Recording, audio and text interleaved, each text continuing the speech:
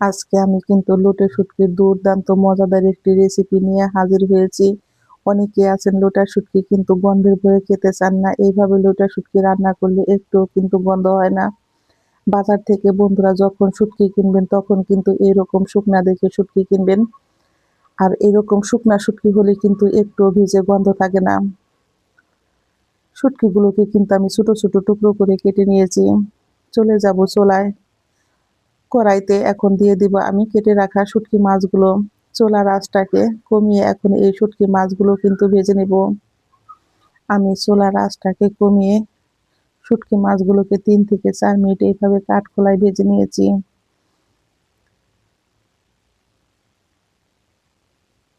আর কাঠখোলায় এভাবে ভেজে নিলে কিন্তু শুটকি মাছ একটু গন্ধ হয় না।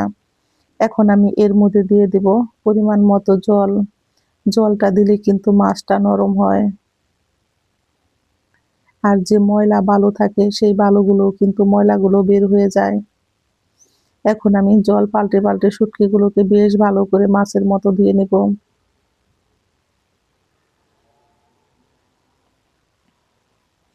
আমি শুটকিগুলোকে কিন্তু 3 থেকে 4 বার জল পাল্টে পাল্টে ধুয়ে নিয়েছি বন্ধুরা।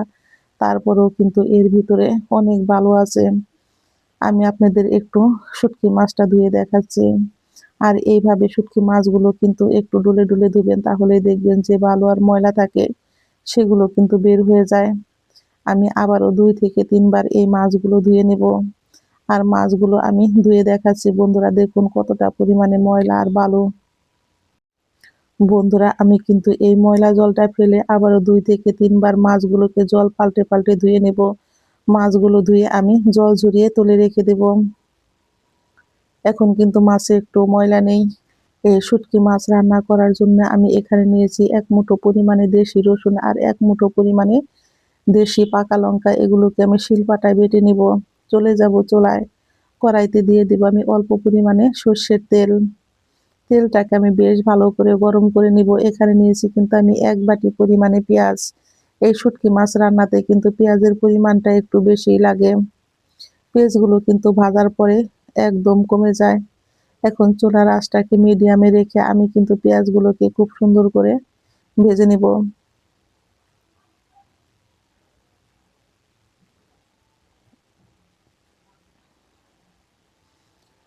চুলার আঁচটাকে কমিয়ে এইভাবে কিন্তু আমি পেঁয়াজগুলোকে ভেজে নিয়েছি।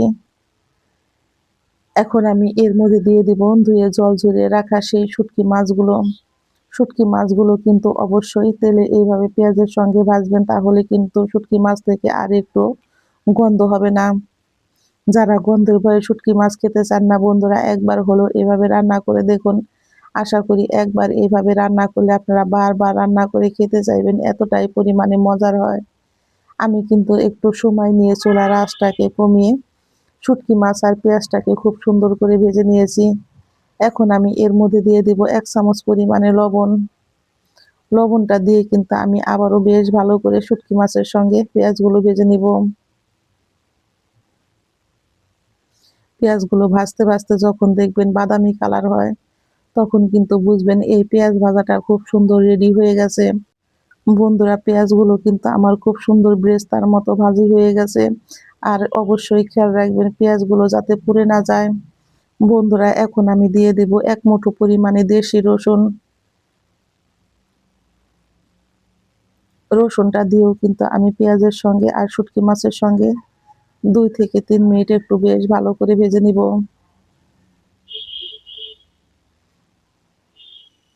আর এই রসুনটা দেওয়ার জন্যই কিন্তু শুটকি মাছ ভুনাটা আরো বেশি মজার হয়। যারা কখনো বন্ধুরা এইভাবে খাননি তারা একবার হলেও খেয়ে দেখবেন। আশা করি একবার খেলে আপনারা বারবার এই শুটকি মাছ ভুনাটা করে খেতে চাইবেন, এতটাই পরিমাণে মজার হয়।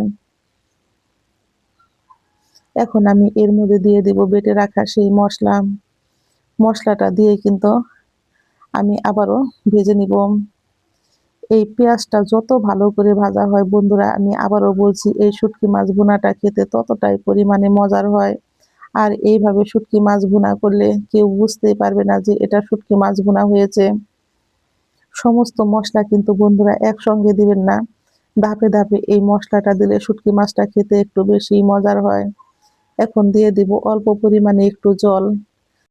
জল দিয়ে কিন্তু আমি এই মশলাটা একটু এইভাবে কষিয়ে নিয়েছি।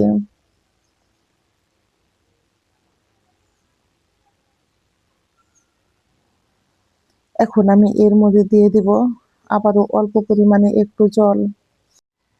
এখন আমি এর মধ্যে দিয়ে দিব 1/2 চামচ পরিমাণে হলুদের গুঁড়া আর 1 চামচ পরিমাণে লাল মরিচের গুঁড়া। আর দিয়ে দিব আমি 1/2 চামচ পরিমাণে লবণ। এখন মশলাগুলোকে কিন্তু আমি বেশ ভালো করে কষিয়ে নিব। আর এই সময় কিন্তু চুলার আঁচটাকে অবশ্যই মিডিয়ামে রাখবেন, তাহলে দেখবেন এই মশলাটা ভুনা কিন্তু খুব সুন্দর হয়। আর শুটকি মাছটা খেতেও কিন্তু দুর্দান্ত মজার হয়।